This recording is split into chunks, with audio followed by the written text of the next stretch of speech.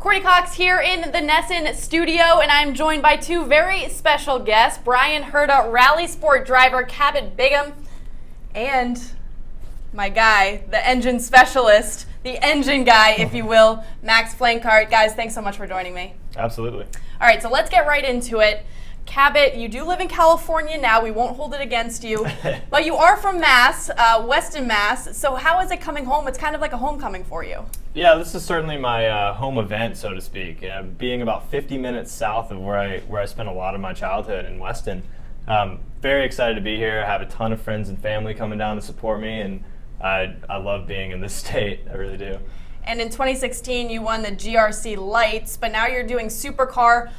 People were saying, that it's a big change. So for you in preparation, what's it like going from Lights to Supercar? What's the difference between the two cars and prep going into race? Well, there's quite a bit different between the two cars. The Lights car specifically is lighter, and it's a spec-based car. So those cars come out of Turkey and are very underpowered compared to the Supercar.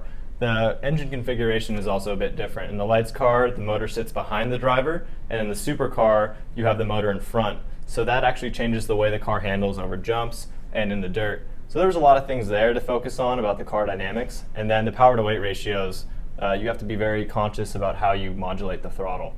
All right, well, since we're talking about cars, I think we should go over to Max now. Yes. You know everything about the engine. I'm sure that a lot of people down in Connecticut, this could be their first race that they're going to. What makes this engine so special? What makes it make the car go so fast? It's a 4-cylinder, 2-liter with a big turbo, and it's around 600 horsepower with a 4-wheel drive. So it's really impressive to drive, I think. And yes, it's really powerful, and I think it's enjoyable to drive. Is it enjoyable? Absolutely, yeah, I can vouch for that.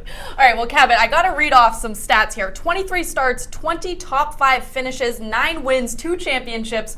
What's been clicking for you? I mean, you're pretty young in the sport.